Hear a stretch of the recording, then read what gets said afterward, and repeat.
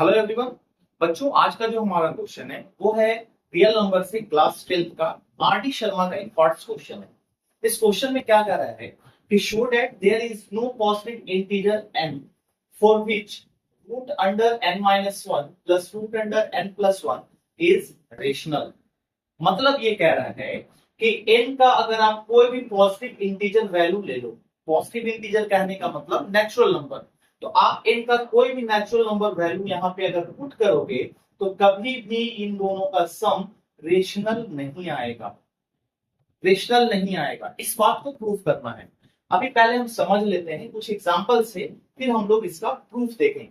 तो आप एग्जांपल के तौर पे समझिए सबसे पहले कि n का मान ये क्या होता है, पॉजिटिव इंटीजर। पॉजिटिव इंटीजर का मतलब होता है बच्चों नेचुरल नंबर।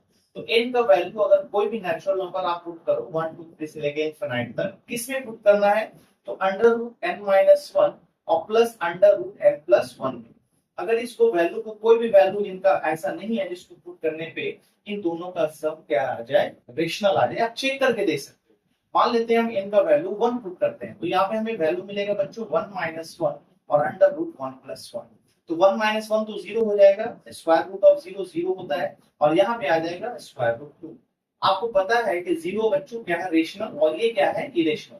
और हमने पढ़ा हुआ है कि एक रेशनल और इरेशनल का सम जो होता है वो ऑलवेज इरेशनल होता है। क्या होता है, ऑलवेज इरेशनल। अब इसी तरह का कोई और वैल्यू आप पुट करके देखो, मान लेते हैं 2 3 कुछ पुट करके देखो, 3 पुट करके देखते हैं। तो यहाँ पे n की जगह पर अगर हमने 3 पुट किया तो ये वैल्यू हमें मिलेगा बच्चों under square root 2 plus under square root 4। तो रूट 2 का वैल्यू तो रूट 2 ही रह जाएगा, लेकिन रूट 4 को हम 2 लिख सकते हैं। फिर से आप ध्यान से देखिए, तो ये है बच्चों रेशनल और ये है इरेशनल। फिर से रेशनल और इरेशनल का सम लोगे तो क्या आएगा, इरेशनल। अब आप कोई भी वैल्यू पुट करके खुद से चेक कर सकते हो कि n का यहाँ पे कोई भी नेचुरल नंबर वाला वैल्यू पुट करके कभी भी रूट n माइनस वन और root n plus one rational नहीं आएगा। इसी बात को तो हमें प्रूफ करना है। तो चलिए हम लोग इसे प्रूफ करते हैं कि किस तरीके से हम इसको प्रूफ कर सकते हैं विदाउट एग्जाम्पल। तो बच्चों, प्रूफ करने का एक तरीका होता है proof by contradiction. Proof by contradiction, proof by contradiction क्या होता है कि हम कुछ स्टेटमेंट को शुरू में ही, क्वेश्चन के शुरुआत में ही मान लेते हैं और फिर हम अपने स्टेटमेंट को लास्ट में जाकर क्या कर देते हैं, गलत साबित कर देते हैं। यानी कि एक कंट्राडिक्शन अराइज होता है। पहले जो हमने बात मानी थी उसी बात का एक कंट्राडिक्शन अराइज हो जाता है, यानी कि वही बात जाकर के गलत साबित हो जाती है। तो इस तरीके को हम लोग बोलते हैं प्रूफ बाय कंट्राडिक्शन। तो हम लोग इसी मेथड से क्या करेंगे, इस क्वेश्चन को प्रूफ करेंगे। तो सबसे पहले हमें क्या करना है बच्चों, हमें इसका उल्टा मान लेना है। हमें मान लेना है कि n की किसी पॉजिटिव वैल्यू के लिए ये रूट n माइनस वन और रूट n प्लस वन जो है वो क्या है, रेशनल नंबर है ना। हम मान लेते हैं कि if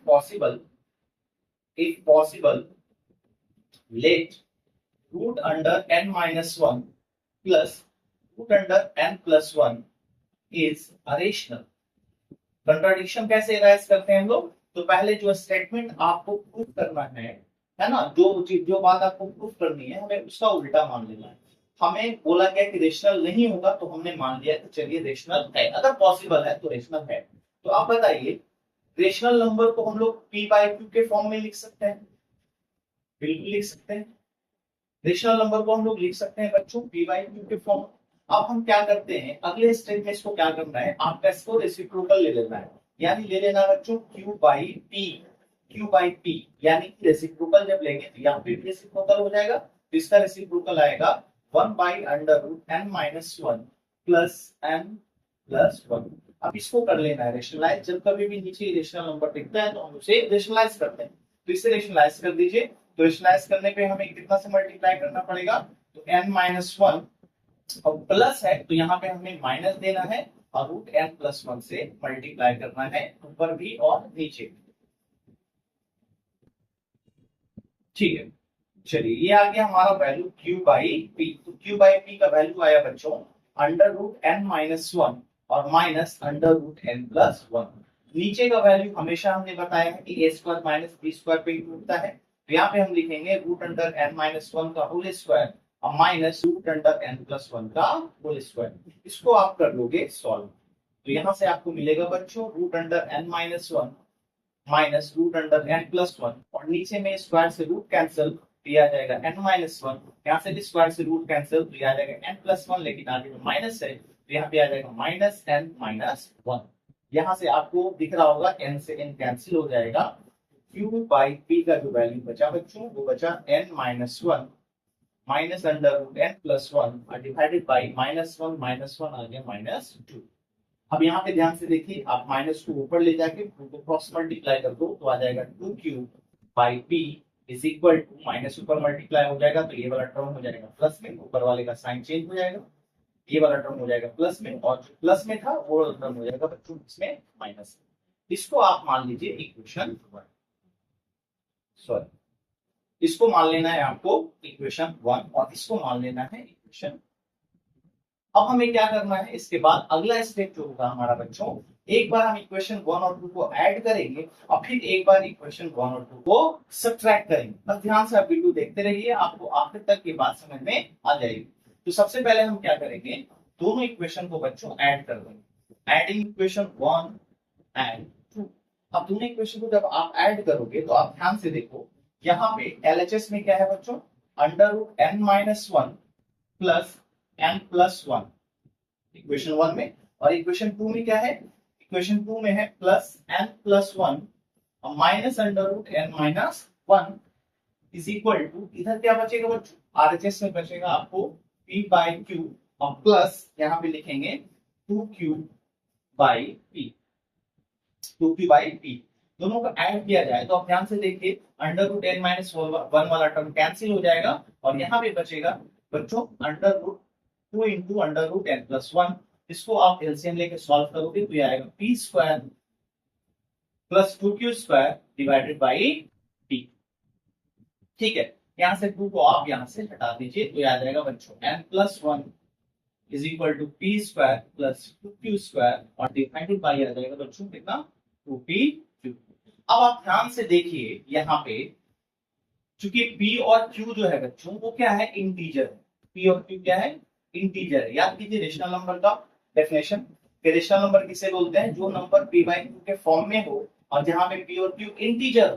तो p और q अगर इंटीजर है तो आप बताइए ये पूरा वैल्यू जो होगा वो रेशनल नंबर होगा कि नहीं होगा, p square plus 2q square by 2pq, ये क्या होना चाहिए, मस्ट बी रेशनल, है ना। दो इंटीजर का जो आपका कोशेंट होता है वो हमेशा क्या होता है, दो इंटीजर को जब डिवाइड करते हैं तो हमेशा क्या मिलता है, रेशनल नंबर मिलता है, रेशनल नंबर।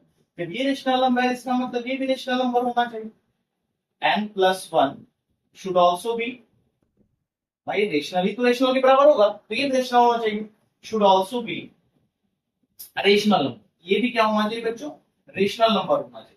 अब बताइए ये रेशनल नंबर कब हो सकता है, जब ये रूट से बाहर होगा। तो रूट से बाहर होने के लिए n प्लस वन को क्या होना चाहिए, must be a perfect square.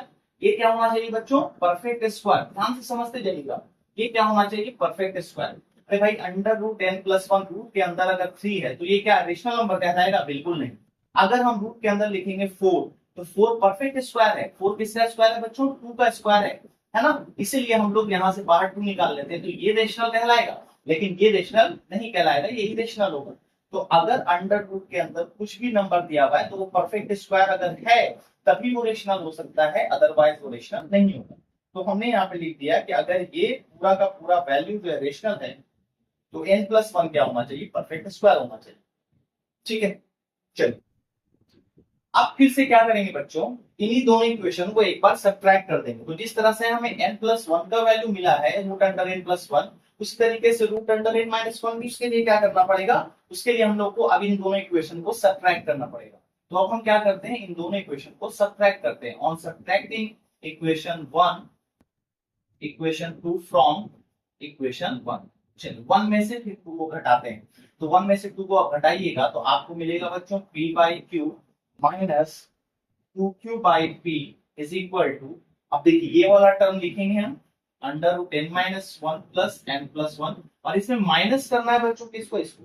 तो जब इसको हम माइनस करेंगे तो ये वाला टर्म माइनस में हो जाएगा, n प्लस वन वाला टर्म, और जो माइनस में है वो वाला टर्म किसमें हो जाएगा बच्चों, प्लस में। माइनस करेंगे तो साइन चेंज होगा। अब ध्यान से देखो यहाँ से under root n plus one cancel हो जाएगा, इसको आप सॉल्व करोगे तो आएगा p square minus 2q square और डिवाइडेड बाई आ जाएगा बच्चों 2 सॉरी pq।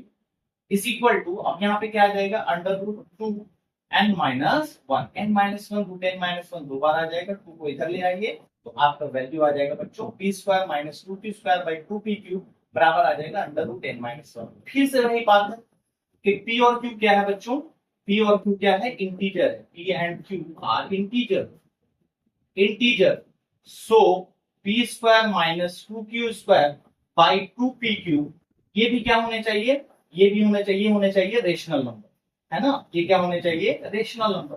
तो इंटीजर का क्वोशिएंट यानी दो इंटीजर को डिवाइड करने पे हमेशा रेशनल आएगा। भाई जब ये रेशनल है और ये इसके बराबर है, इसका मतलब क्या होगा, इसका मतलब ये हुआ ये रूट अंडर n माइनस 1 ये भी क्या होना चाहिए, should also be a rational number. फिर से हम लोग क्या करेंगे, इसी कहानी को दोहराएंगे।